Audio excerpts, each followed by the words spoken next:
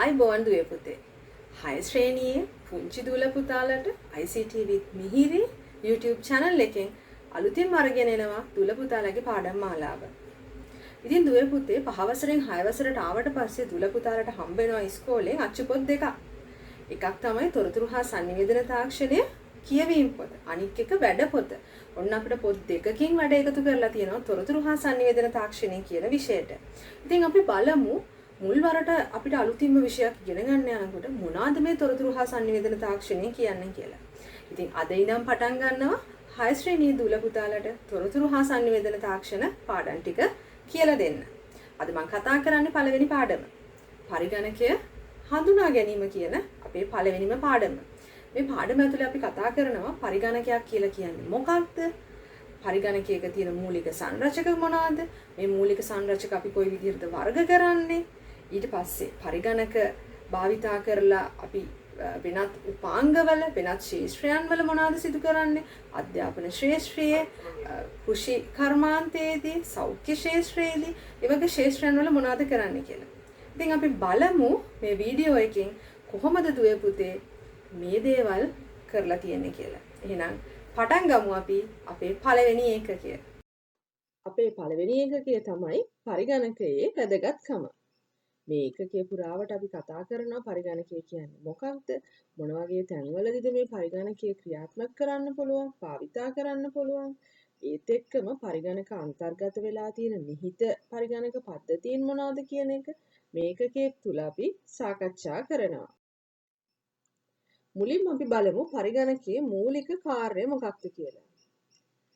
පරිගණකයක් කියලා කියන්නේ දුවේ පුතේ දත්ත සැකසීමෙන් තොරතුරු ලබා දෙන උපාංගයක්.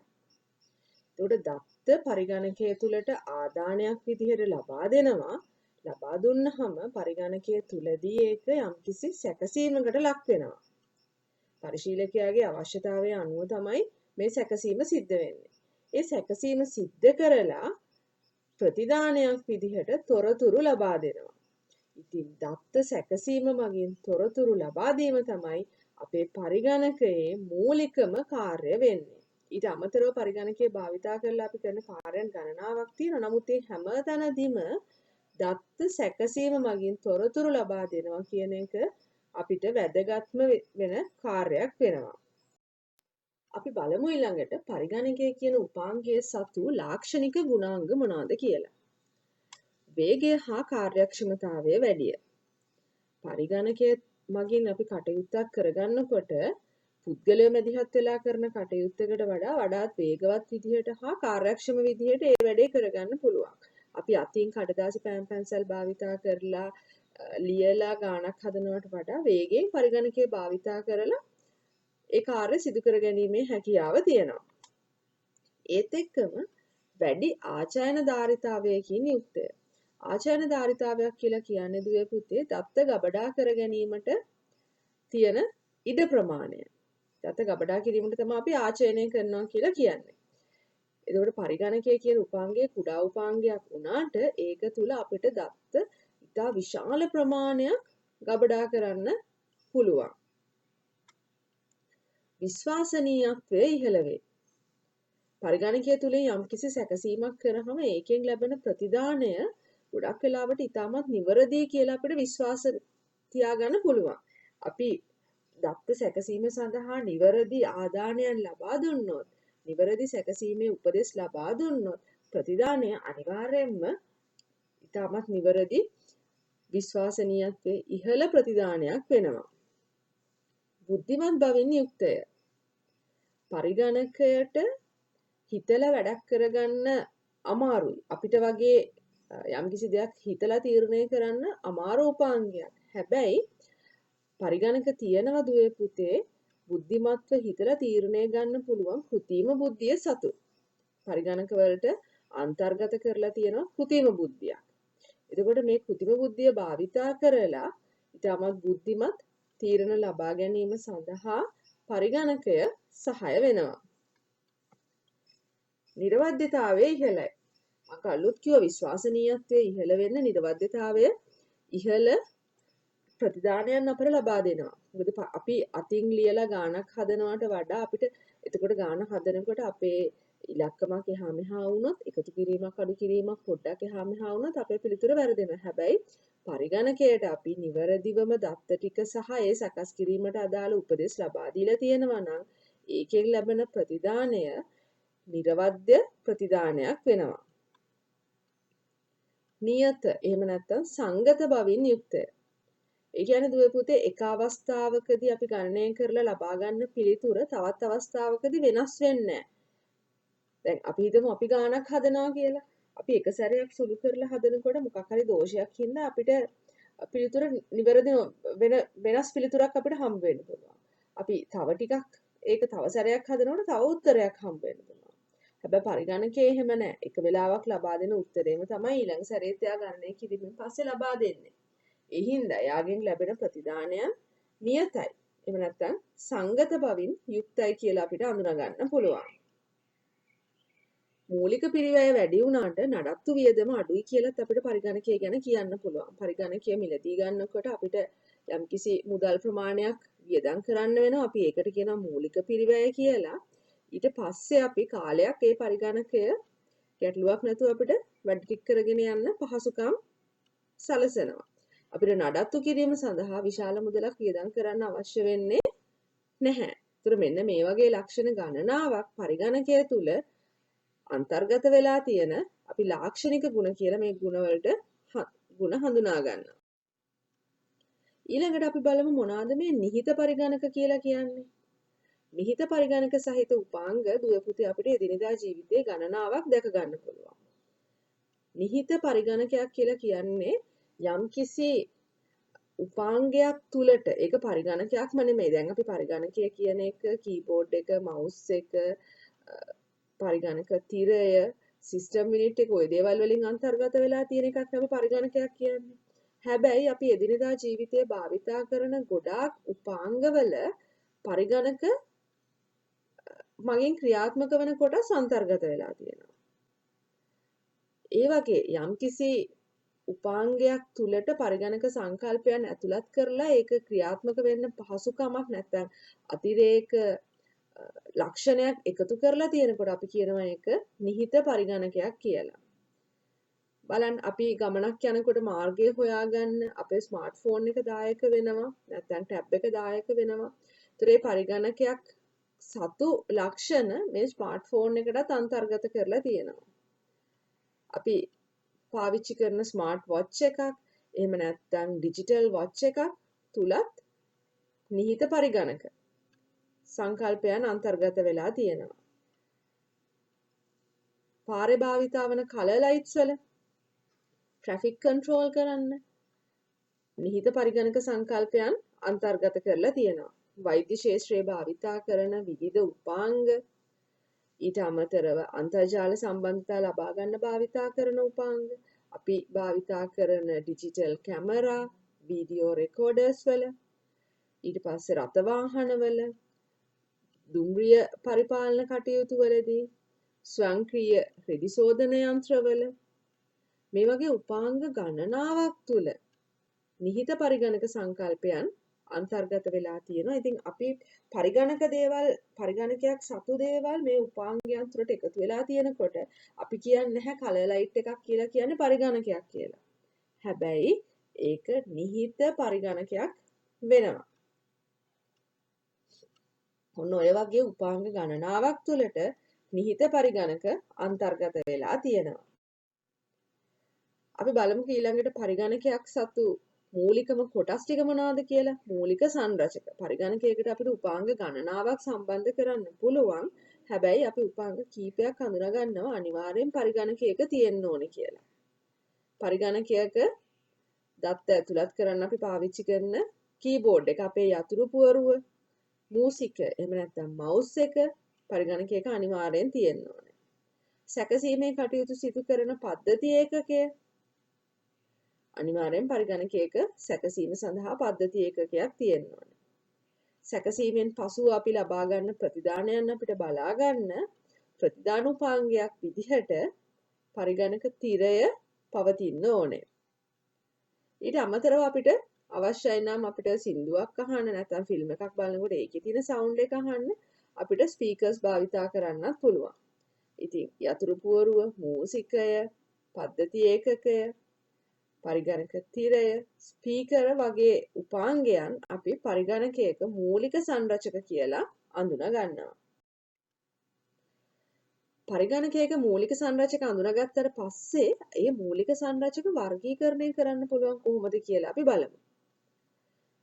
මේ සංරචකයන් වර්ගීකරණය කරන්න පුළුවන් කාණ්ඩ කීපයකට.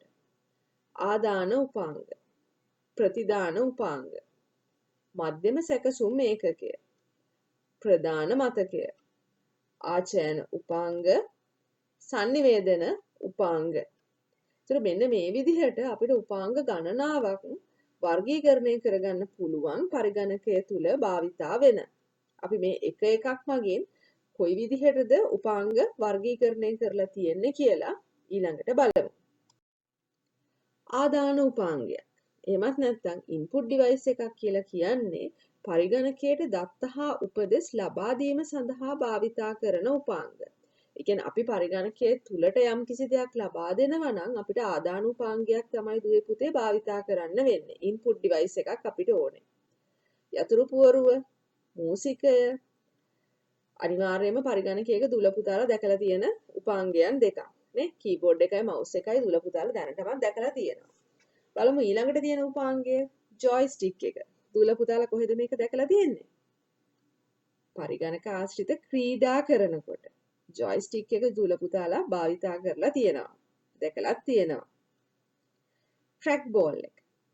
මේක දුවේ පුතේ මවුස් එක වගේම ක්‍රියාත්මක වෙන පරිගණක තිරය තුල අපිට කර්සර් එකේ හැමෙහා ගෙන යන්න පහසු කරන තවත් ආදාන උපාංගයක්. ඊළඟට ස්කෑනර්ස් අපි සුපරීක්ෂක යන්ත්‍ර කියලා හඳුන්වනවා. අපිට පරිගණකයක් තුලට අපි ළඟ තියෙන යම්කිසි කඩදාසියක තියෙන ලියවිල්ලක්, පින්තූරයක් වගේ අපි ළඟ තියෙන දෙයක් පරිගණකය තුලට ඇතුළත් කරගන්න ඕනේ වුණොත් ඒක අපිට ස්කෑන් කරගන්න ස්කෑනර් එකක් භාවිතා කරන්න පුළුවන්. ඒ හින්දා ස්කෑනර් එකත් අපි input device එකක් කියලා හඳුන්වනවා. ටච් ස්ක්‍රීන් එක අපිට මවුස් එකක් භාවිතා කරන්න නැතුව ස්මාර්ට්ෆෝන් එකක ටැබ්ලට් PC එකක අපිට පුළුවන් ඇඟිලි තුඩු එහෙම නැත්නම් ස්ටයිලස් එකක් භාවිතා කරලා ස්ක්‍රීන් එක ටච් කරලා අපිට අවශ්‍ය ආදානයන් පරිගණකයට ලබා දෙන්න. ඊළඟ එක තමයි වෙබ් කැමරාව. වීඩියෝ සම්මන්ත්‍රණයක් පවත්වනකොට දුල පුතාලා ඔන්ලයින් ඉගෙන ගන්නකොට දුල පුතාලාගේ පින්තූරේ ගුරුවරයාට පේන්න නම් දුල පුතාලා වෙබ්කැම් එකක් පාවිච්චි කරන්න ඕනේ.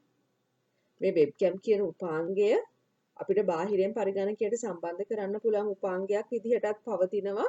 අපි ලැප්ටොප් කම්පියුටර් එකක් ගත්තොත් ලැප්ටොප් කම්පියුටර් එකේ නම් තිරයට උඩින් ඒක උපාංගයට අදාළවම සම්බන්ධ වෙලා තියෙනවා. ඒකෙන් තමයි දුල පුතාලව ගුරුවරයාට පේන්නේ. ඒතර දුල පුතාලට උගන්වන ගුරුවරයාව දුල පුතාලට පේන්න නම් දුල පුතාලගේ ටීචර් වෙබ්කැම් එකක් හරහා දුල පුතාලට පේන විදිහට ඉන්න ඕනේ. ඊට පස්සේ දුල පුතාලා කතා කරන දේ පරිගණකය තුලින් ගුරුතුමීට ඇහෙන්න ඕන නම් ඔයගලගේ ටීචර් කියන දේ ඔයගලන්ට ඇහෙන්න ඕන නම් මයික්‍රොෆෝන් එකක් තියෙන්න ඕනේ. ඒතර අපිට ශබ්දයක් ආදානය කරන්න නම් මයික්‍රොෆෝන් එකක් පවතින්න ඕනේ. ඉතින් මයික්‍රොෆෝන් එකක් අපිට බාහිරින් පරිගණකයට සම්බන්ධ කරන්නත් පුළුවන්. ඊට අමතරව අපිට පුළුවන් බාහිරින් සම්බන්ධ කරන්න නැතුව ලැප්ටොප් කම්පියුටර්ස් වල වගේ මයික්‍රොෆෝන් එකක් ඒ උපාංගයට සම්බන්ධ වෙලාම පවතිනවා. ඒතර ඔය වගේ පරිගණකයට දත්ත උපදෙස් ලබා දෙන්න භාවිතා කරන උපාංග ඕනෑම එකක් අපි ආදාන උපාංගයක් කියලා හඳුන්වනවා. ඊළඟට බලමු මොනවද ප්‍රතිදාන උපාංග කියන්නේ කියලා. ප්‍රතිදාන උපාංගයක් කියලා කියන්නේ දුවේ පුතේ පරිගණකය තුල සකස් කළ දත්ත හා තොරතුරු පරිගණකයෙන් පිටතට ලබා ගන්න භාවිතා කරන උපාංග. ප්‍රධානම ප්‍රතිදාන උපාංගයක් තමයි පරිගණක තිරය. පරිගණකයේ තුල සකස් කරපු තොරතුරු අපිට තිරය මගින් දැක ගන්න පුළුවන් වෙනවා. ඒත් එක්කම අපිට එකවර කීප දෙනෙක්ටම මේක පෙන්වන්න ඕන නම් ප්‍රොජෙක්ට් එකක් භාවිතා කරලා ප්‍රතිදානය කරගන්නත් පුළුවන්. ප්‍රොජෙක්ටර් එකක් මගින් එක වෙලාවේ අපි ස්ක්‍රීන් එකකට ඒක දිස් වෙන විදිහට සකස් කරාම බොහෝ පිරිසකට ප්‍රතිදානය නැරඹීමේ හැකියාව තියෙනවා. print එක එහෙමත් නැත්නම් මුද්‍රණ යන්ත්‍රය අපිට පරිගණකය තුල සකස් කරපු දෙයක් ඉන් පිටතට ලබා ගන්න පුළුවන් මුද්‍රිත පිටපතක් විදිහට අපිට මුද්‍රණ යන්ත්‍රයකට භාවිතා කරන්න පුළුවන්. අපි ටච් ස්ක්‍රීන් එක ගැන කලිනුත් කතා කරා ස්පර්ශ සංවේදී තිරය ඒක ආදානුපාංගයක් විදිහට අපිට දත්ත ඇඟිලි තුඩු මගින් භාවිතා කරලා දත්ත ඇතුළත් කරන්න පුළුවන් කිව්වා. ඒත් එක්කම ප්‍රතිදානුපාංගයක් විදිහටත් අපිට මේ ස්පර්ශ සංවේදී තිරේ එහෙම නැත්නම් ටච් ස්ක්‍රීන් එක අඳුන්ලා දෙන්න පුළුවන්. ඒකට හේතුව තමයි ටච් ස්ක්‍රීන් එක භාවිතා කරලා අපිට පරිගණකය තුළ සකස් කරපු දෙයක් තිරයෙන් බලන ආකාරයට ප්‍රතිදානය ලබා ගන්න පුළුවන්. ඊළඟට ස්පීකර්ස් දුවේ පුතේ එක වෙලාවේ ගොඩක් දෙනෙක්ට පරිගණකයේ තුල තියෙන දෙයක් අහන්න ඕන නම් ශබ්ද ප්‍රතිදානයක් ලබා ගැනීම සඳහා අපිට ස්පීකර භාවිතා කරන්න පුළුවන්කම තියෙනවා. ඒත් එක්කම තනි කෙනෙක්ට විතරක් ශබ්ද ප්‍රතිදානය ලබා ගන්න ඕන නම් අපිට හෙඩ්ෆෝන් එක භාවිතා කරන්න පුළුවන්. තවත් ප්‍රතිදානුපාංගයක් තියෙනවා පහලින් ප්ලොටර්. මේකත් මුද්‍රණ යන්ත්‍රයක්ම තමයි. හැබැයි ඉතා විශාල ප්‍රමාණයේ මුද්‍රිත පිටපත් ලබා ගැනීම සඳහා භාවිතා කරන උපක්‍රමයක් තමයි මේ ප්ලොටර් කියලා කියන්නේ. ඊළඟ එක GPS උපාංගය අපිට යම්කිසි ස්ථානයකට යන්න නැත්නම් යම්කිසි දෙයක් තියෙන ස්ථානය අඳුනගන්න භාවිතා කරන උපාංගයක් තමයි මේ GPS කියලා හඳුන්වන්නේ. ඒතර මේ සියල්ලම අපිට ප්‍රතිදානයන් ලබා දෙන ප්‍රතිදාන උපාංග කියලා අඳුනගන්න පුළුවන්. අපි ඊළඟට බලමු මධ්‍යම සැකසුම් ඒකකය. Central Processing Unit. අපි කෙටියෙන් හඳුන්වනවා මේක CPU එක කියලා. අපේ පරිගණකයේ හදවත වගේ ඉතාමත් වැදගත්ම උපාංගයක් තමයි මධ්‍යම සැකසුම් ඒකකය කියලා කියන්නේ. පරිගණකය මෙහෙයවීම හා පාලනය සඳහා භාවිත කරන ප්‍රධානතම උපාංගය. අපිට තියෙන වැදගත්ම උපාංගය තමයි මධ්‍යම සැකසුම් ඒකකය කියලා කියන්නේ. මේ මධ්‍යම සැකසුම් ඒකකයේ දුවේ පුතේ පිහිටලා තියෙන්නේ පරිගණකයේ පද්ධති ඒකකයේ තුල තියෙනවා මව්පුවරුව. අපි මදර් බෝඩ් එක කියලා කියන්නේ.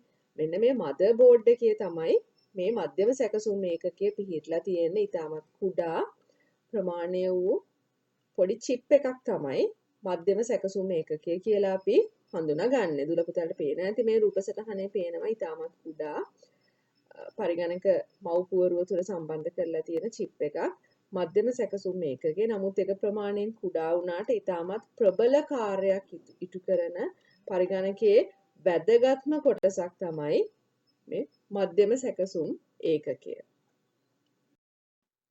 ප්‍රධාන මතකය එහෙමත් නැත්නම් මේන් මෙමරි කියන්නේ මොකක්ද කියලා බලමු. පරිගණකයේ ක්‍රියාත්මක වෙලා තියෙන වෙලාවල් වලදී පරිගණකයේ දත්ත හා උපදෙස් తాවකාලිකව රඳවා තබා ගන්න භාවිතා වෙන මතක ආකාරයක් තමයි මේ ප්‍රධාන මතකය කියලා කියන්නේ. මේ ප්‍රධාන මතකය අපි තවත් නම් දෙකකින් හඳුන්වනවා. ප්‍රාථමික මතකය ඒත් එක්කම සසම්භාවී ප්‍රවේශ මතකය. සසම්භාවී ප්‍රවේශ මතකය කියන වචනය අපි ගත්තොත් RAM කියලා අපි කෙටියෙන් හඳුන්වන්නේ මෙන්න මේ ප්‍රධාන මතකය තමයි. ඉතින් දුවේ පුතේ මේක తాවකාලික මතකයක් කියලා මං කිව්වා. తాවකාලිකයි කියලා කියන්නේ අපි කම්පියුටර් එක ඔන් කරනවානේ. කම්පියුටර් එක ඔන් කරනකොට විදුලි බල සැපයුම ලබා දීලා පරිගණකය ක්‍රියාත්මක වෙනවා. එතකොට ඊට පස්සේ පරිශීලකයා විසින් හෝ පරිගණකය විසින් ඒකේ තියෙන දත්ත හසුරවන්න උපදෙස් ලබා දී ගමින් මෙතන ක්‍රියාත්මක වෙනවා. අන්න ඒ දත්ත හා උපදෙස් මේ RAM එකේ තමයි තියාගන්නේ. ඊට පස්සේ අපි කම්පියුටර් එකේ වැඩ ටික ඉවරුනාට පස්සේ කම්පියුටර් එක ඕෆ් කරනවා, ෂට් ඩවුන් කරනවා. එතකොට ඒකෙට ලැබිලා තියෙන විදුලි බල සැපයුම නැති වෙලා යනවා. අන්න ඒ වෙලාවේදී මේ ප්‍රධාන මතකයේ තියෙන දත්ත හා උපදෙස් සියල්ලම මැකිලා යනවා. ඒ කියන්නේ පරිගණකයේ ක්‍රියාත්මක වෙනකොට විතරයි මේ RAM එකට දත්ත හා උපදෙස් එයාට ලැබිච්ච ඒවා තියාගන්න පුළුවන්. ආයි අපි ඊළඟ වෙලාවකදී ඔන් කරද්දී කලින් දීපු දත්ත උපදෙස් මේ RAM එකේ තියාගන්නේ නැහැ. RAM එක తాවකාලිකව දත්ත උපදෙස් රඳවා තබා ගැනීම සඳහා භාවිතා කරන පරිගණක උපාංගයක් වෙනවා. ඊළඟට අපි බැලුවොත් ආචයන උපක්‍රම අපි ස්ටෝරේජ් ඩිවයිසස් කියලා හඳුන්වනවා. ආචයනය කියන වචනේ මම දුල පුතාට කලිනුත් කියලා දුන්නා. අපි ගබඩා කර ගැනීම. ස්ටෝර් කර ගන්නවට තමයි මේ ආචයනය කියලා කියන්නේ. ඒ කියන්නේ දත්ත තොරතුරු එහෙම නැත්නම් උපදෙස් ස්ථිරව ගබඩා කරන්න භාවිතා කරන උපාංග තමයි ආචයන උපාංග කියන්නේ. මේක RAM එක වගේ නෙමෙයි. RAM එක නම් විදුලි බල සැපයුම නැති වුනහම මතකේ නැති වෙලා යන తాවකාලික මතකයක් කිව්වා. හැබැයි මේ ආචයන උපක්‍රමයන් ස්ටෝරේජ් ඩිවයිසස් ටික ගත්තහම මේක ස්ථිරව ගබඩා කරගන්නවා. අපි අද පරිගණකය තුල වැඩක් කරලා මේ ආචයන උපාංගයක් තුල ඒක අපි සේව් කරලා තිබුණොත් හෙට ආපහු ඔන් කරනකොටත් ඒක ඒ විදිහටම ගබඩා වෙලා තියෙනවා. ඉතින් මේ ආචයන උපාංගයන් අපිට ආකාර දෙකකට වර්ග කරගන්න පුළුවන්. එකක් තමයි අභ්‍යන්තර ආචයන උපාංගයන්. අභ්‍යන්තර ආචයන උපාංගයන් විදිහට අපි අඳුනගන්නේ පරිගණකයේ තුල ක්‍රියාත්මක වෙන දෘඩ තැටිය. එහෙම නැත්නම් හાર્ඩ් ඩිස්ක් එක. මොකද ඒක පරිගණකයේ ඇතුලේ තමයි ක්‍රියාත්මක වෙන්නේ. ඊට අමතරව මෙතන තියෙන මැග්නටික් ටේප් එක. අපි චුම්බක පටිය කියලා හඳුන්වනවා. දුල පුතාලා දැකලා තියෙනවානේ. මේ අර කැසට් වල දකින්න පුළුවන් වෙන දුඹුරු පාට හීනි පටියක් තියෙන්නේ. අන්න ඒ ආකාරයේ තමයි මේ චුම්බක පටි කියලා හඳුන්වන්නේ. ඒතර මතකයේ ගබඩා කරගන්න භාවිතා වෙන උපාංගයක්. ඊට පස්සේ දුල පුතාට දැකලා තියෙන තව එකක් තමයි USB flash drive. අපි කියන USB සැනලි දාවකය. සාමාන්‍ය ව්‍යවහාරයේදී අපි කියන්නේ pen drive එක කියලා. ඒකට ඉතින් IT කරන අපි කියන්නේ flash drive එක කියලා. ඉතින් ඒකත් ආචයන උපාංගයක් වෙනවා. ඊට පස්සේ ඝන තත්වයේ මතක උපාංගයන්. ඝන තත්වයේ මතක උපාංගයන් කියලා කියන්නේ දුව පුතේ මතක කාඩ්පත් ඒ වගේ උපාංගයන්. මෙමරි චිප්ස් කියලා කියන්නේ. ඒවත් එතකොට ආචයන උපාංගයන් වෙනවා. ෆ්ලොපි ඩිස්ක් එක කියන උපාංගය වර්තමානයේ භාවිතයෙන් ඉවත් වෙලා යන උපාංගයක් බවට පත් වෙලා තියෙනවා. ගොඩක් ඉස්සර කාලේ CD DVD අඳුරගන්න කලින් දත්ත උපදෙස් ගබඩා කර ගැනීම සඳහා භාවිතා කරපු උපාංගයක් තමයි ෆ්ලොපි ඩිස්ක් කියලා කියන්නේ. අපි නම්‍ය තැටිය කියලා මේක සිංහලෙන් හඳුන්වනවා. ඊට පස්සේ ප්‍රකාශ මාධ්‍ය උපක්‍රම භාවිතා කරන ඔප්ටිකල් ස්ටෝරේජ් ඩිවයිසස් විදිහට අපිට CD, DVD, Blu-ray තැටි අඳුන ගන්න පුළුවන්. එතකොට මේ අපි කතා කරපු magnetic tape එක, USB flash drive එක, solid state drives, අපි memory cards, floppy disk එක, CD, DVD මේ හැම දෙයක්ම අපි අඳුන්වනවා බාහිර ආචයන උපාංගයන් කියලා. ඒකට හේතුව මේ දේවල් පරිගණකයේ තුල නෙමෙයි. පරිගණකයට බාහිරෙන් සම්බන්ධ කරලා දත්ත ගබඩා කර ගැනීම සිදු කරන්න පුළුවන්. අපේ පරිගණකයේ පද්ධති ඒකකයත් එක්ක බාහිරෙන් සම්බන්ධ කරලා දත්ත ගබඩා කරන්න පුළුවන්. ඊට පස්සේ ඉවත් කරගෙන අපිට අරන් යන්න පුළුවන්. ඒ හින්දා බාහිර ආචයන උපාංගයන් උනා. හැබැයි පරිගණකයේ අභ්‍යන්තරයේ තියෙන අභ්‍යන්තර ආචයන උපාංගයක් වෙන අපේ දෘඩ තැටිය අපි ගලවලා එහෙම අරන් යන්නේ නැහැ. දත්ත ගබඩා කරලා අරන් යන්න අපි මේ දෘඩ තැටිය භාවිතා කරන්නේ නැහැ. ඒ හින්දා ඒක අභ්‍යන්තර ආචයන උපාංගයක් කියලා අපි හඳුන්වනවා. අපි ඊළඟට බලමු sannivedana උපාංග එහෙම නැත්නම් communication devices කියන්නේ මොනවාද කියලා. පරිගණක දෙකක් හෝ කීපයක් අතර දත්ත හුවමාරු කරගන්න භාවිතා කරන්න ඕන උපාංග තමයි මේ sannivedana උපක්‍රම කියලා අපි අඳුනගන්නේ. ඉතින් මෙතනදී වැදගත් වෙන උපාංගයක් තමයි ජාල කරන අතුරු මුහුණත් කාඩ්පත. network interface card අපි කෙටියෙන් හඳුන්වනවා NIC කියලා. පරිගණක දෙකක් හෝ කීපයක් එකිනෙක සම්බන්ධ කරන්න සම්බන්ධතාවයේ ගොඩනගා ගන්න අපි ජාල කරන අතුරු මුහුණත් කාඩ්පත හරහා. රැහන් සහිත වයර් භාවිතා කරලා sannivedanaya කරනකොට ජාල කරන අතුරු මුහුණතේ තියෙන මේ පෝට් එක හරහා තමයි සම්බන්ධතාවය අපි ගොඩනගා ගැනීම සිද්ධ කරන්නේ. ඊට අමතරව ජාලය අපි sannivedanaya කරනකොට අන්තර්ජාලයත් එක්ක සම්බන්ධ වෙලා කටයුතු කරන්න වෙනවා. අන්න ඒ වගේ වෙලාවට අපි මොඩම් උපකරණය, රවුටර් එක වගේ උපාංග භාවිතා කරනවා. ඉතින් ඔය විදිහට දුවේ පුතේ අපි අපේ පරිගණකයේ භාවිතා වෙන උපාංගයන් අපි හඳුන්ලා දුන්න දෘඩාංගයන් පරිගණකය තුල තියෙන අපිට අතින් අල්ලන්න පුළුවන් උපාංගයන් ආකාර ගණනාවක් අපි සාකච්ඡා කරලා අවසන් කරා. මේ සියලුම උපාංග අපි දෘඩාංග කියලා හඳුන්වනවා.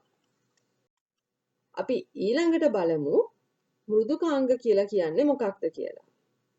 මෘදුකාංග එහෙම නැත්නම් software කියන එක දුල පුතාලට හුරු පුරුදු වචනයක්. අපි පරිගණකය භාවිතා කරලා යම්කිසි කාර්යයක් සිදු කරගන්නකොට ඒ කාර්ය සිදු කරගන්න අපිට උදව් වෙන පරිගණකයේ තුල ක්‍රියාත්මක වෙන වැඩසටහන් programs තමයි අපි මේ මෘදුකාංග එහෙම නැත්නම් software කියලා හඳුන්වන්නේ. ඉතින් මේ වෙලාවේදී පරිගණකයේ පාවිච්චි කරන අපිටත් සුවිශේෂී නමක් හම්බ වෙනවා. පරිගණකයේ භාවිතා කරන අපිට පරිගණක පරිශීලකයා කියන නම ලැබෙනවා. ඒතර පරිශීලකයා කියලා කියන්නේ කවුද? මේ පරිගණකයේ භාවිතා කරන අපි. ඒකට මෘදුකාංග අපිට සහාය වෙනවා. පරිගණකය ක්‍රියාත්මක කරලා අපිට අවශ්‍ය වැඩ ටික කරගන්න. ඒතර මෘදුකාංග භාවිතා කරලා පරිශීලකයාට අවශ්‍ය කාර්යයන් ඉටු කර ගැනීමේ හැකියාව පවතිනවා. එහෙනම් බලමු මේ මෘදුකාංග ආකාර ගණනාවකට අපිට වර්ග කරගන්න පුළුවන් වෙනවා එක එක කාර්යයන් අනුව. මේ මෘදුකාංග මගින් සිදු කරන කාර්යයන් අනුව මේ මෘදුකාංග ආකාර ගණනාවක් තියෙනවා. මම මෙතන උදාහරණ කීපයක් විතරයි අරගෙන තියෙන්නේ. මීට වඩා මෘදුකාංග ගොඩාක් අපිට ප්‍රායෝගිකව අපි වැඩ කරනකොට හඳුනා ගන්න ලැබෙනවා. මුලින්ම බලමු වදන් සැකසීමේ මෘදුකාංග. වදන් සැකසීමේ මෘදුකාංග කියලා කියන්නේ දුවේ පුතේ පරිගණකයක් භාවිතා කරලා අපි යම්කිසි ડોකියුමන්ට් එකක් ටයිප් කරගන්න නැත්නම් අපි කියමු ලියුමක් ටයිප් කරන්න නැත්නම් රචනාවක් ටයිප් කරගන්න භාවිතා කරන මෘදුකාංග තමයි වදන් සැකසුම් මෘදුකාංග කියලා කියන්නේ. ඊළඟට වීඩියෝ සංස්කරණ මෘදුකාංග. යම්කිසි දෙයක් අපි වීඩියෝ කරාට පස්සේ ඒකේ අනවශ්‍ය කොටස් ඉවත් කරලා අපිට ඒකට හඬ ඇතුළත් කරන්න ඕන නම් නැත්නම් මියුසික් එකක් ඇතුළත් කරන්න ඕන නම් ඒ දේවල් ඇතුළත් කරලා අපිට අපේ වීඩියෝ සංස්කරණය කරන්න භාවිතා කරන මෘදුකාංග වලට අපි වීඩියෝ සංස්කරණ මෘදුකාංග කියලා හඳුන්වනවා. ඊළඟට තියෙනවා මාධ්‍ය දාවක මෘදුකාංග. ඉතින් අපි පරිගණකයේ භාවිතා කරලා සින්දු අහනවා, චිත්‍රපටි බලනවා. අන්න ඒ වගේ දේවල් සිදු කරන්න ඒ වගේ මාධ්‍යයන් අපේ පරිගණකය තුල ක්‍රියාත්මක වෙන්න අවශ්‍ය වෙන මෘදුකාංගයන් තියෙනවා. අපිට සින්දුවක් අහන්න ඕන නම් අපිට ඒ වගේ එකක් අපේ කම්පියුටර් එක ඇතුලේ ප්ලේ කරගන්න අවශ්‍ය මෘදුකාංගය පවතින්න ඕනේ. අන්න ඒ මෘදුකාංග වලට තමයි අපි මාධ්‍ය දාවක මෘදුකාංග කියලා කියන්නේ. ඊළඟට පරිගණක ක්‍රීඩා මෘදුකාංග. ඒක නම් දුල පුතාලා හොඳටම දන්නවා නේද? පරිගණකයේ භාවිතා කරලා අපි ක්‍රීඩා කරනකොට එක් ක්‍රීඩා අපි හිතනවා මේක සෙල්ලමක් කියලා. නෑ, එතනත් ක්‍රියාත්මක වෙන්නේ පරිගණක වැඩසටහනක්, මෘදුකාංගයක්. එහෙනම් දුල පුතාලා කම්පියුටර් ගේම්ස් ගහනවා කියලා කියන්නේ පරිගණකය තුල මෘදුකාංගයක් හසුරවනවා. චිත්‍රක මෘදුකාංග. පරිගණකයේ භාවිතා කරලා අපිට චිත්‍ර අඳින්න නැත්නම් අපි හිතමු අපි පොතකට කවරයක් හදාගන්න නැත්නම් අපේ ලියන ලේඛනයකට අදාළ සිතුවමක් නිර්මාණය කරගන්න භාවිතා කරන මෘදුකාංග අපි චිත්‍රක මෘදුකාංග කියලා හඳුන්වනවා. තවත් මෘදුකාංග ආකාරයක් තමයි විද්‍යුත් සමර්පණ මෘදුකාංග. අපි කියන්නේ ප්‍රසන්ටේෂන්ස් කියලා. අපිට යම්කිසි දෙයක් තවත් කෙනෙක්ට දක්වන්න ඕනේ වුණාම අපි ප්‍රසන්ටේෂන් software එකක් භාවිතා කරනවා. අපි ඒක හඳුන්වනවා විද්‍යුත් සමර්පණ මෘදුකාංග කියලා.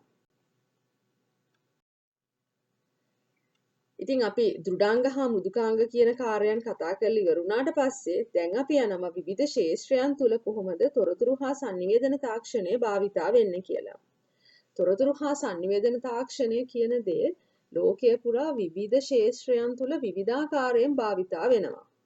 ව්‍යාපාර කටයුතු වලට, කර්මාන්ත ශාලාවලට දුල පුතාලගේ ඉගෙනීම් කටයුතු වලට, සෞඛ්‍ය ශාස්ත්‍රයේදී, කෘෂි කර්මාන්තයේදී, ගමනාගමන ශාස්ත්‍රයේදී, විනෝදාස්වාදයන් සඳහා, රාජ්‍ය පරිපාලන කටයුතු සඳහා ආදී වශයෙන් වූ විවිධ ශාස්ත්‍රයන් තුල විවිධාකාරයෙන් මේ තොරතුරු හා sannivedana තාක්ෂණය භාවිතා වෙනවා.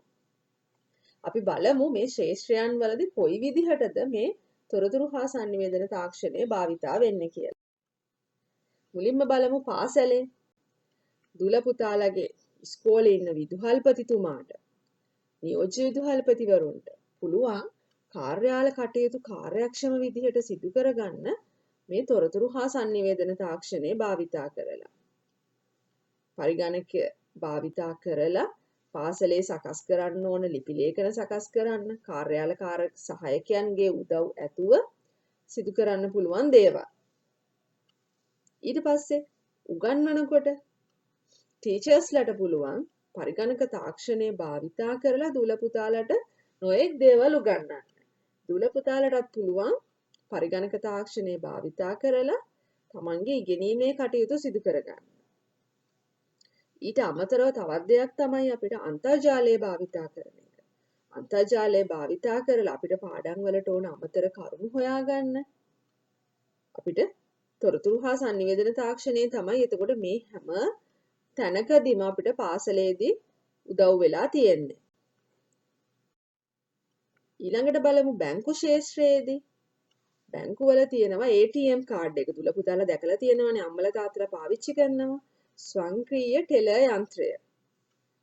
මේ ATM යන්ත්‍රය භාවිතා කරලා මුදල් තැන්පත් කරන්න පුළුවන්, මුදල් ආපහු ගන්නත් පුළුවන්. ඒතර මේ ATM යන්ත්‍රය කියලා කියන්නේ පරිගණකයක් ආශ්‍රිතව ක්‍රියාත්මක වෙන. අර අපි කලින් කිව්වේ නිහිත පරිගණකයක් කියලා. ඔව්, මේකෙත් එතකොට නිහිත පරිගණකයක් විදිහට ATM යන්ත්‍රය ක්‍රියාත්මක වෙනවා. ඊට පස්සේ අපි කඩේකට ගිහින් බඩු ගන්නකොට අපිට ඉලෙක්ට්‍රොනික කාඩ්පත් භාවිතා කරලා මුදල් ගෙවන්න පුළුවන්. සුපර් මාකට් එකකින් බඩු ගන්නකොට අපිට මුදල් අපි අතේ තියාගන්නේ නැතුව කාඩ්පත් හරහා අපේ ගනුදෙනු සිදු කරගන්න පුළුවන්. ඊටත් අමතරව අන්තර්ජාලයේ ඔස්සේ අපිට බැංකු කටයුතු සිදු කරගන්න පුළුවන්. ඔන්ලයින් බැංකින් අපිට බිල් ගෙවන්න, අපිට අවශ්‍ය සේවාවන් ලබා ගන්න, භාණ්ඩ මිලදී ගන්න පුළුවන් අපිට අන්තර්ජාලය ඔස්සේ. එක account එකක තියෙන මුදල් තවත් එකකට අපිට transfer කරන්න, මේ වගේ කටයුතු ගණනාවක් අපිට අන්තර්ජාල බැංකුකරණය මගින් පහසුකම් සලසලා තියෙනවා. ඊළඟට බලමු රෝහල් ශාස්ත්‍රය තුල කොයි විදිහටද මේ තොරතුරු හා sannivedana තාක්ෂණය භාවිතා වෙන්නේ කියලා. ශල්‍යාගාර තුල අපි කියන්නේ ඔපරේෂන් කරනවා කියලා. ගොඩාක් උපාංග තියෙනවා. මේ පුද්ගලයන්ගේ ශරීර අභ්‍යන්තරය බලා ගන්න පුළුවන්. පුද්ගලයන්ගේ හાર્ට් බීට් එක බලා ගන්න පුළුවන්. ඒ වගේ උපාංගයන් සියල්ලක් තුලම නිහිත පරිගණක අන්තර්ගත වෙලා තියෙනවා. ඊට පස්සේ රෝහල් තුල සිදු කරන වෛද්‍ය පරීක්ෂණ සිදු කරන්න අපිට නිහිත පරිගණක සහිත උපාංගයන් භාවිතා වෙනවා. පුද්ගලයන්ව ස්කෑන් කරනකොට ඒ සියලුම උපාංගවල නිහිත පරිගණක තමයි පවතින්නේ. ඊට අමතරව දුවේ පුතේ මේ සෞඛ්‍ය ශාස්ත්‍රය නැත්නම් රෝහල්ම අපි අදහස් කරන්නේ නැතුව බැලුවොත් අපි ගෙදරදී භාවිතා කරන ඩිජිටල් උණකටුව ඒකත් නිහිත පරිගණක සහිත උපාංගයක් වෙලා තියෙනවා. අපේ ශරීරයේ උෂ්ණත්වය බලා ගන්න භාවිතා කරන උපාංගය. ඊළඟට බලමු කර්මාන්ත ශාලා. කර්මාන්ත ශාලාවල වර්තමානය වෙනකොට සේවක ප්‍රමාණය පුළුවන් තරම් අඩු කරලා රොබෝ තාක්ෂණය යොදා ගැනීම වැඩි කරලා තියෙනවා. දැන් මෙතන බලන්න දුවේ පුතේ, මෙතන තියෙනවා කාර් නිෂ්පාදන කරන ආයතනයක්. එතන රූප සටහනේ දුල පුතාලට එකම පුද්ගලයෙක්වත් ඉන්නව පේන්නේ නේද? හැබැයි කාර් එක හදන්න අවශ්‍ය සියලුම කොටස් මේ රොබෝ තාක්ෂණයෙන් තමයි කොටස් සම්බන්ධ කිරීම, එකට පැසීම්, අවශ්‍ය කරන කොටස් එහා මෙහා කරවීම සියල්ලම කරන්නේ රොබෝ මැදිහත් වීමෙන්. ඊළඟ එකේ බලන්න දුවේ පුතේ, ඊළඟ රූපේ දුල පුතාලට පේනවා දියර කිරි බෝතල් කරලා තියෙනවා. ඒතර මේ කර්මාන්ත ශාලාව තුළ පුද්ගලයෝ දෙන්නෙක් දුල පුතාලට ඉන්නවා පේනවා මේ පින්තූරේ. හැබැයි බෝතල් කිරීම බෝතල් එහා මෙහා කරවීම, ලේබල් ඇලවීම මේ සියලුම දේවල් සිදු කරන්නේ පුද්ගල මැදිහත් වීමකින් තොරව. එතකොට ඉතාමත් කාර්යක්ෂම විදිහට නිෂ්පාදන කටයුතු කරගන්න පුළුවන් පුද්ගල මැදිහත් වීම තියෙනකොට දුවේ පුතේ අපිට පුද්ගලයෝ විදිහට අපිට යම්කිසි කාර්යයක් කරනකොට මහන්සි එක වෙලාවට ගොඩක් එක දිගට ගොඩක් වෙලාවක් හිටගෙන ඉන්නකොට මේ බර උපාංගයන් එහා මෙහා කරනකොට පුද්ගලයන්ට මහන්සි වෙනවා. හැබැයි මේ උපාංගයන් වලට මේ රොබෝ යන්ත්‍ර වලට අපිට වගේ මහන්සි වෙන්නේ නැහැ. ඒගොල්ලන්ට එක දිගටම පැය 24ම හරි ක්‍රියාත්මක වෙන්න පුළුවන්. අන්න ඒ හින්දා මේ කර්මාන්ත ශාලාවල නිෂ්පාදනයන් ඉතාමත් කාර්යක්ෂම විදිහට සිදු කරගෙන යන්න හැකියාව ලැබිලා තියෙනවා. කෘෂි කර්මාන්තයේදී ගොවිපළවල් වල කොහොමද තොරතුරු හා sannivedana තාක්ෂණය යොදාගන්නේ? දුල පුතාලා හිතලවත් නැතුව ඇති නේද? කොහොමද මේ ගොවිපළවල් වල තොරතුරු තාක්ෂණය පාවිච්චි කරන්නේ? අපිට පුළුවන් දුවේ පුතේ යොදා ගන්න අස්වැන්න නෙලන්න. ඒ කියන්නේ පළදාව හටගත්තට පස්සේ මේක නෙලන්න සුදුසුයිද කියලා. දැන් මේක කඩා ගන්න සුදුසුයිද කියලා රොබෝ තාක්ෂණයෙන් පරීක්ෂා කරන්න. මේ පහළෙහා රූපේ දුල පුතාලට පේනවා ඇති බලන්න. තක්කලි පැලයක් තියෙනවා තක්කලි හැදිලා පුද්ගලයෙක් නෙමෙයි ගිහින් තක්කලි පළදාව නෙලන්නේ. රොබෝ යන්ත්‍රයක්. ඒ යන්ත්‍රය මගින් බලනවා මේක පළදාව දැන් නෙලන්න සුදුසුයිද? ඒ කියන්නේ හරි ප්‍රමාණයට මේක වර්ධනය වෙලාද? බලලා ඊටමත් සීරුවෙන් ඒක නෙලලා අවශ්‍ය තැනට ස්ථානගත කරන එක කරනවා. වල් පැලෑටි ඉවත් කරන්න. භෝග වගාවේදී වල් පැලෑටි ගොඩාක් කරදරකාරී දෙයක්. එතකොට ඒ භෝගයට හානි වෙන්නේ නැති වෙන්න අපිට අවශ්‍ය පැලයට හානි වෙන්නේ නැතුව වල් පැලෑටි පමණක් තෝරාගෙන ඉවත් කරන්න අපිට තොරතුරු තාක්ෂණය යොදා ගන්න පුළුවන්. පරිගණක උපාංගයන් භාවිතා කරන්න පුළුවන්. ස්වයංක්‍රීයව ජල සැපයුම කරන්න ඉතාමත් අත්‍යවශ්‍ය දෙයක්. එක වෙලාවෙ විශාල භූමි ප්‍රමාණයකට වතුර දාන්න අවශ්‍ය වෙනකොට ඒකටත් අපිට රොබෝ තාක්ෂණය සහිත උපාංගයන් භාවිතා කරන්න පුළුවන්. ඊළඟට වගා බිමේ තත්ත්වය පරීක්ෂා කරන්න. ඒ කියන්නේ අපිට පස කොයි විදිහටද මේ වගාව සඳහා සුදුසුයිද කියලා පරීක්ෂා කරන්න පුළුවන්. වායුගෝලයේ තෙතමනය මෙතන රූප සටහනේ බලන්න මේ ග්‍රීන් හවුස් එකක් ඇතුලේ තියෙන ඕකිඩ් පැල වගේක්. එතකොට ඒක ග්‍රීන් හවුස් එකක් ඇතුලේ පවතින ඕන નિયમિત ආර්ද්‍රතාවය පරිසරයේ තෙතමනය පවතිනවද කියලා පරීක්ෂා කරන්න. මෙන්න මේ වගේ දේවල් වලට වගාව සඳහා පරිසරයේ සුදුසුයිද කියලා අඳුනා ගන්න. ඒ වගේ කාර්යයන් සඳහා අපිට තොරතුරු තාක්ෂණය භාවිතා කරන්න පුළුවන්. ඒතර මේ හැම තැනකදීම පාවිච්චි වෙලා තියෙන්නේ අර අපි ගෙදර තියන් ඉන්න කම්පියුටර් එක වගේ කම්පියුටර් එකක් නෙමෙයි. මේ තැන්වලදී භාවිතා වෙලා තියෙන්නේ නිහිත පරිගණක සහිත උපාංගයන්. ඉතින් ඔය විදිහට දුවේ පුතේ අපේ පළවෙනි ඒකකයේ යටතේ අපි කරුණු කාරණා ගණනාවක් සාකච්ඡා කරා. පළවෙනි ඒකකයේ ඇතුලේ පරිගණකය කියලා කියන්නේ මොකක්ද? කොයි විදිහටද මේකේ තියෙන උපාංග වර්ගීකරණය කරන්නේ? මොනවද මේකේ පවතින මෘදුකාංග? පරිශීලකයා කියන්නේ කවුද? ඊට පස්සේ අපි කතා කරා එක එක ශේෂ්ත්‍රයන් තුල කොයි විදිහටද තොරතුරු හා sannivedana තාක්ෂණය භාවිතා කරන්නේ? මේ නිහිත පරිගණක උපාංගයන් කොහොමද භාවිතා වෙලා තියෙන්නේ? ආදී කරුණු ගොඩාක් අපේ පළවෙනි ඒකකයේ අපි සම්පූර්ණයෙන්ම මේ කාලය තුල සාකච්ඡා කරලා ඉවර කරා. ඉතින් දූල පුතාලාගේ දෙවෙනි ඒකකයත් බලාපොරොත්තු වෙන්න මම ඉක්මනින්ම අරගෙන එන්නම්. එතෙක් දූල පුතාලා ICT with මිහිරි YouTube channel එක subscribe කරලා bell icon එක press කරලා ඉන්න. මම මිහිරි සේරසිංහ.